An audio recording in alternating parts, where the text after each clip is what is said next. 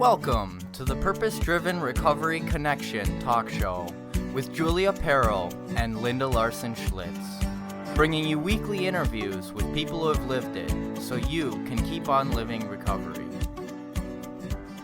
Okay. Hey everybody, it's been a while for me and Linda to do a show together. Purpose-Driven Recovery Connection is the name of our show, and we want to welcome a very special guest that we're very excited about. Her name is Castanita Fitzpatrick, and I'm going to let her tell us about her story. She's amazing. Welcome, Castanita. Well, thank y'all, Miss Linda and Julia. I really do appreciate this opportunity to tell my story. I don't know where you want me to start, but I'll just start at the beginning a little bit. As I stated yesterday, Miss Linda, I started at the age of 5 years old. I was molested by my mother's boyfriend. When I told my mother about it, she threw a shoe at my nose and busted my nose, and she shipped me off to my grandmother's house. And then after that, my dad was never in the picture. He was supposed to come and get me, but he never showed up. I'm originally from Chicago, Illinois. By the time I turned 10 years old, I've already dropped out of school in the 6th grade. When I was 10 years old, I started using drugs and alcohol. And so that started my life with addiction, which I didn't know was addiction, but that started my life. And by the time I turned 11 years old, I hitchhiked from Chicago to Cleveland to find my mom. And because I wanted and needed that love and acceptance from my mother, there's a lot of horrific things that happened to me along that journey on the highway. But I was on my way to Cleveland to find my mother. So, wow. Yes. Yes. By the time the police picked me up, they took me to a substation. They did an APB out for my mother. They finally found her and brought her to the substation. My mother told the police, "That's not my child. You can do whatever you want to do with her." So they classified me as a runaway. They placed me into a detention center. And one thing, like I said yesterday when I was talking with you, CPS wasn't really strong back then, but the judge told my mother that this is your child, you have to take care of her, but she didn't want to do that. She chose her life over me.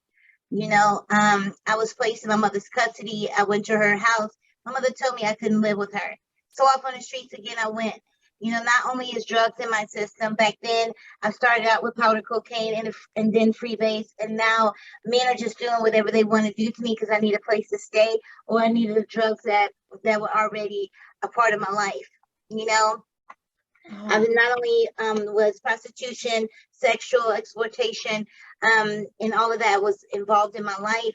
I was trapped in this apartment for weeks. This man told me, he took his private part and he told me, "You're no longer a little girl anymore, you're a grown woman." And so they took their turns with me in that apartment because I needed a place to stay and I needed drugs, Yeah. Wow. Yeah. So you tried to get, did you try to get out of this, or, why, right? I'm trying to imagine what this must have been like. But why get out when you have no place to go anyway? You already tried to escape to go to somebody that you thought cared about you. And where was there to go? So you just got stuck, it sounds like. Yes, this became my normal. It really did, because I chased after my mom for so long, and she just didn't want me. Aww. She just didn't want me. And it took years for me to understand that my mother was sick and she had her own demons. And, I just wanted her to love me. And it's not that I want to know why she did me the way she did me. Later on in years, I realized in my recovery that my mother loved me the best that she know how. It doesn't condone what she did to me and allow me to be out there. That's why I really want my story to be told, because mothers, we don't ask to be here. You didn't grab a hold to, my mother didn't grab a hold to me, but the streets did. For 31 years, for 31 years, I lived that life, Wow. Yes. And my drug addiction plummeted from one extreme to the next. You know, I lived all over the United States, underneath bridges. I lived in California. We had 10 cities. This one man told me, he said, you don't have to be exploited today, and you don't have to sell your body today. Let me show you how to get some food. And then he showed me how to go behind a hospital and dive in a dumpster to get leftover sandwiches, so I wouldn't have to go out there and have people do whatever they wanted to do to me just because I needed food or a place to stay, or I needed to get high just for that day. Wow. You know, so that is, you know, and I've always had a pair of socks. I don't know where they came from. I guess I picked it up from one of the homeless people. I kept I'm scared of socks even today. And so I had 8 pair of socks on, and when one pair would get dirty or wet or whatever, I just peel it off and just keep on walking, you know. Wow. So, you know, being out there wasn't easy, but I adapted to the lifestyle and it became my normal. Every city and state that I was living in, that was my family because I didn't have my own, you know, and I created my own little atmosphere out there. Oh, And wow. so, yes, yeah. In the, like when I came to Texas, I knew God existed. I already knew that Daddy God was existing in my life. You know, I mean, I didn't know him like I do today, but I know that he had kept his hands on me all while I was out there, you know, ever since all 31 years, you know, because of the many rapes, and I could have been dead by now. I should have been dead by now, you know, the gang rapes and the abuse that I took out there, you know, sleeping on the streets, sleeping in abandonments, what we call, you know, squatting. You know, I've lived all that whole life. I can tell you whatever city and state that I've been in, I can show you exactly where I've been and where I lived. And it's horrific, but it taught me how to be a stronger person today, you know, because I'm teachable and I'm learning, you know, I'm not existing anymore, you know, and that's one of my biggest things. And I'm not existing in life anymore. I don't know everything because my childhood was taken away from me, you know, but I'm still learning how to exist in this life, you know. Incredible. It's Julia and I have, you know, I met Julia because she's got a similar story, and we're both recovering addicts as well and in recovery. But the way that God has orchestrated us to even meet each other is just a testimony of what he can do with a life once we decide to turn it over to him. Right, Julia? How this has all come to. This was just as Julia's dream also, is to reach women and young girls with this story. And you've already got an organization going, right, Julia? So why don't you tell her, because since you guys just met, about what you were hoping to do. And I think you both have something that we can all do together. Yes, your story's incredible, by the way. You're an inspiration to me. With everything that you're accomplishing now, it just gives me, I knew it would be able to be done before, but that's confirmation now. So what I want to do, God gave me a vision, and it happened so quickly. Like, it just, one day he woke me up out of my sleep. I journal all the time. So I grabbed my journal and just started writing, like, oh my gosh, I can barely read it now because I was writing so fast, half sleeping.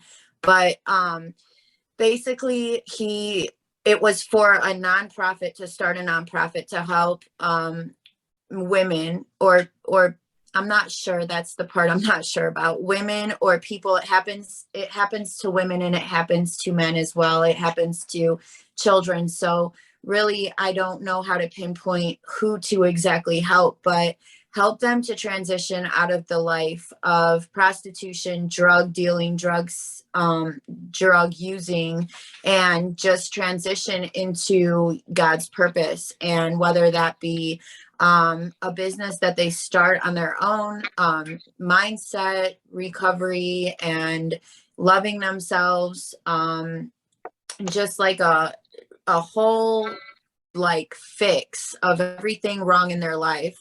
Hopefully get them started on their purpose and just redeem their life and start over. That's what I want to do. That's what God gave me. He also told me to tell my story, which is I always told my drug addiction story, but I was ashamed of my prostitution past. Of course, it's hard for a woman to, especially a woman that has kids, I think, because I'm trying to be a different person to them, to come clean and tell the world of my story, because I didn't want to put any, I didn't want them to get made fun of. Like, it was a hard choice to make, but God told me, come clean, tell your story. I got it. Like, everything's going to be okay. And since I've told my story, nobody looks down on me. My kids aren't getting made fun of at school or anything like that. It's public information now. It's on all of my social media and everything. So God said he got me, and he got me. But I definitely want to continue this path, and I'm glad that we met. It's very exciting. We haven't had anyone really talk on the show about what you just said, except for me. And I haven't even really told my story. I told my story on Linda's podcast, but it hasn't come to our YouTube channel. So you were the first, and I'm so blessed to be in your presence. Well, and what I want to know is, because Julie had a similar experience having a car accident when she was under the influence that got her turned around, and you did too. So tell us about, how did you actually come to know your daddy God? I love how you frame that. That's just awesome. And then what you're doing now, because what you're doing now, I looked you up, I Googled your name and this new position you've got as a manager of the home, doing what Julia's vision is. You're going to be managing a house like that. So tell us how you came to know the Lord, and how long has it been? Oh, and I read that other article about you with the judge and that woman that you were sponsoring. Oh my gosh, that's just amazing. So tell us what has happened and how you got free from this life. Well, I know, it started 2 weeks before August the 6th, 2010, which is my date of grace. I was up for 12 days. I decided to go to the store to score one more so I could just make it to the store. I was driving a car, and I shouldn't have been behind the wheel. And I got to a stop sign and I fell asleep. And I proceeded through the stop sign like really fast. I was asleep. My foot hit the accelerator. I missed 2 poles, and I hit this utility pole so hard where the indentation of the car was the shape of the utility pole. Pole landed on top of the car. I crawled from the driver's side to the back passenger window unscratched. It's like I'm talking to you today. That's how I walked away from that accident. I was not supposed to make it out that accident, but I knew Daddy God had his hands on me. Right before that accident, I wanted to tell you yesterday, I was up, and it was pouring down raining on the outside, and I was on Lancaster Boulevard, and I said, Daddy God, help me, because I can't do this anymore. I had on a long shirt, 8 pair of socks, it's pouring down raining, and I slept at this car wash. Then I had that accident, and they was doing a sweep here in Texas called the PDI, and it's a prostitution and diversion court. And so they picked me up. Now, mind you, I'm already wanted. I had a blue warrant out for me, a warrant out for my arrest because of the multiple prostitution charges that I had, and I ran from probation. So what they did was they ran my name through the computer. This is August 6, 2010. And so that when they ran my name through the computer, I wasn't even in the system. And so they told me that I was going back to treatment. They sent me to this place, and they cleaned me up. They kept giving me sugar because my body was getting ready to lapse into an overdose coma. And they sent me to treatment. And when they sent me back to the same treatment center I ran from, the man that runs it is peer driven. And he came to me and he told me, he said, Castanita, I want you to be the I said, why did you give me this position? I can't, I don't know how to run nobody, And so he said, Castanita, I want you to be the executioner. I was like, what? I get to blow up some people? And he said, no, stop being silly, because I'm the silly one. And so I asked this lady, because I didn't know what the word meant. Mind you, I dropped out of school in the 6th grade. The streets taught me how to read and write. So this lady got a dictionary, and she looked the word. She showed me how to look up the word, and then she said, well, it brought us to a word called execute, and it means put out. And I went to him and I said, put out, execute. He said, yes. He said, Castaneda, everything that you have inside, that you've been wanting, you already have inside of you. That was the light bulb moment that I needed. And I've been on fire ever since for this. I went back to, some teachers got together in 2019. They found a school here in Fort Worth, Texas that homeschooled me. And now I have my high school diploma. I went through several programs, New Friends, New Life, Attitudes and Attire. These are programs that helped me with my self-esteem, and New Friends, New Life was the article that you read about, who actually got my record expunged for me. And that was a new beginning for me. Wow. You know? And because I have a lengthy record, everybody looks at me as an offender. I'm like, no, there's a difference with having an offense and being a sex, you know, and I'm like, I don't need to be registered. I have a prostitution cases. I'm an open book. I don't mind you knowing my business. I'm all on Google. So, so it's like, and then after that, I'm going to school now to get my associate's degree in social work. And I'm like really just doing what God wants me to do to the best of my ability, because I know Daddy God didn't clean me up for me. The house that I'm working at, because I lost my job in December, December 17th, I was contracted. And so this is how Daddy God has a sense of humor, because Miss Victoria never asked me to be her house manager. We've been friends for 3 years, and I've been on her board and everything. And so something pushed me when she was talking about it. I said, I'll do it. You know, and this home is for sexually traumatized young girls from the ages 18 to 28. And we're going to help them love on them until they are able to stand on their own. You know, and that's what I needed when I was out there. I needed someone to help me stand on my own and be productive, you know, and so I want to give that back. You know, I really want to give that back. So, yeah. Awesome. This is so, yeah, it's an amazing story. And tell us about your book. I ordered it. It was on the road within 2 minutes. I hopped on there. It's just amazing. Tell us about your book. My book is actually called, I have a copy right here. It's called 31 Years in the Desert. It's my story. It's what Daddy God told me, because I knew that Daddy God had his hands on me because I was out there for 31 years.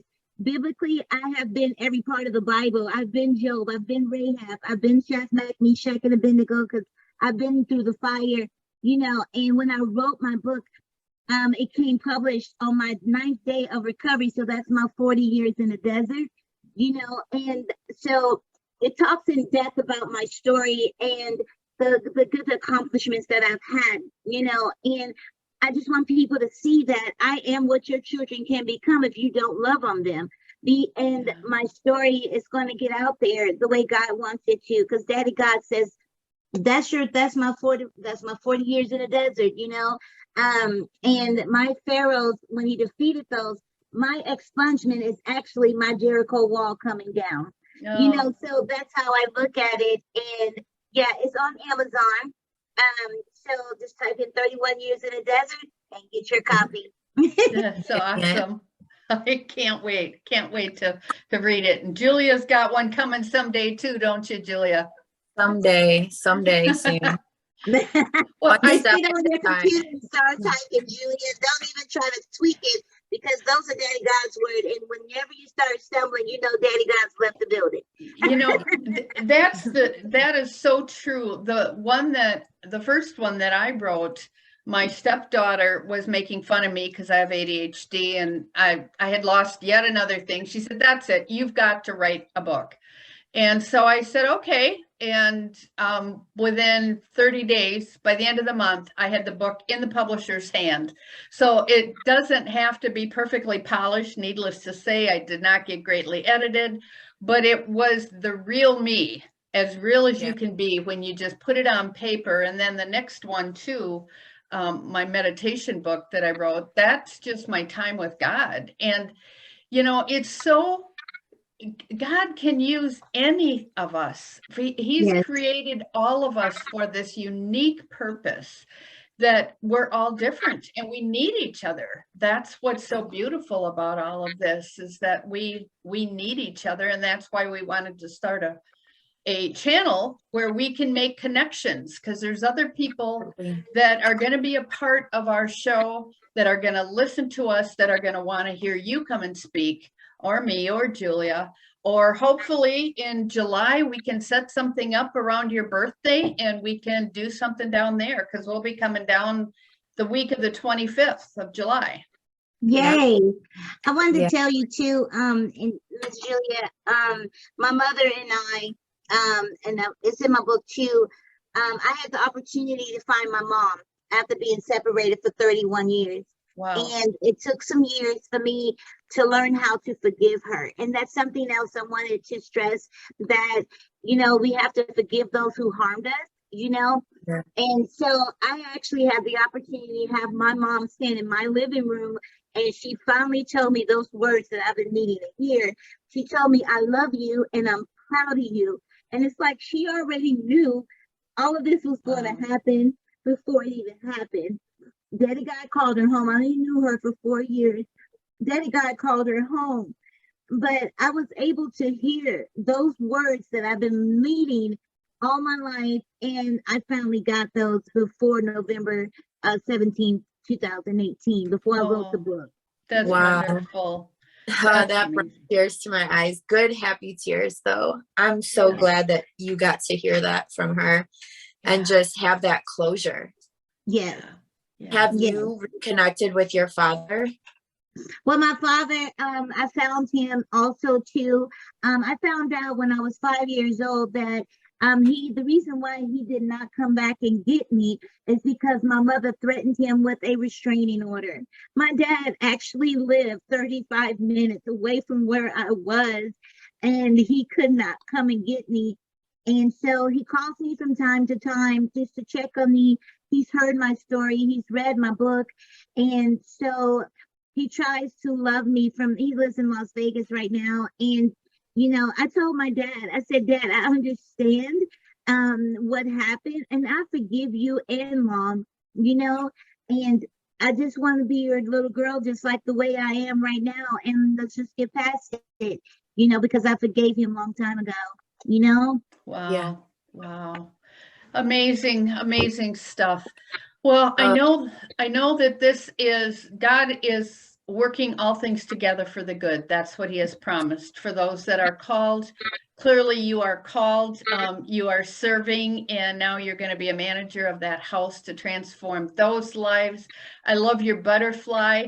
I have both the desert thing, the faucet of hope, and the butterflies, because transformation comes. And I know you like the butterflies because you felt like you were in a cocoon for too long, right? Yes, that's what the butterfly means to me. I actually did a PowerPoint of my life story on the butterfly.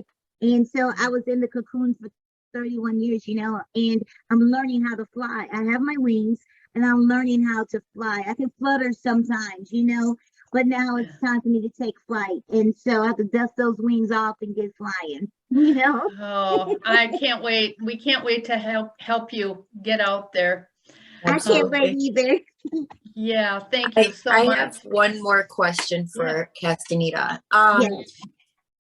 Since you experienced so many different people on the streets that, you know, you've come across, since you have transitioned into the person you are now, have you gone back for them and tried to help any of those people, or have you lost all contact with them? Most of the people that I was with on the streets, I have a very distinguished voice, you know, and so I can go back to my old neighborhood and stuff. If I don't say anything, they don't even know who I am. You know, I have ran across some of them in some of the agencies that I am affiliated with, and they just look at me, and when I spoke, they says, "Oh my God, I want what you have. How did you get to where you are?" And so I love on them and just show them how to make suggestions. I don't tell anybody what to do, you know, and my dream is to go back underneath those bridges, you know, and minister and just tell my story and as much as I can. I've been to a Lane Bryant unit, and I ran across some of the girls that I was out there with, and I spoke and I told my story, and it was like not a dry eye in the house, you know. So those girls felt my story, and they knew that Daddy God changed my life, and He can do the same thing for them. Someday I plan to go back into the cities that I've been in, and hopefully to tell my story there, and just to touch the lives there to where I've been. So that's what I really want to do, is go back to each city and state that I've been in and tell my story. Wow. Well, the beauty of the internet is that you are doing that right now. We just need to get this going to all those people because they got their phones. You know, they got their phones and they're watching stuff. We just need to get it to them into the right places. So what an incredible blessing that this is. And I'm so grateful that we have met you. And I can't wait to continue our relationship and to get you connected to other people. That's what we're doing, is our purpose-driven life connection. And we'll hook you up to whoever we can, right, Julia? Absolutely. I would love to see you in July, even if we can't put something together for whatever reason, which I'm not doubting that we can at all, but I would love to reconnect in July when we come. Yes. I would love to meet you too, Miss Julia. And I told Miss Linda, I said, I'm packed and ready, and within a year, I'm coming to either North Carolina or I'm coming to West She should come with me to James' house. Yes, I know. I prayed that would come to you. So I'm going to stop the recording and then we'll talk about that. I'm so excited you came to that, Julia. I was like, oh, this would be so awesome. Okay. Well, it was great. Thank you for joining us, Castanita. Thank you for having me.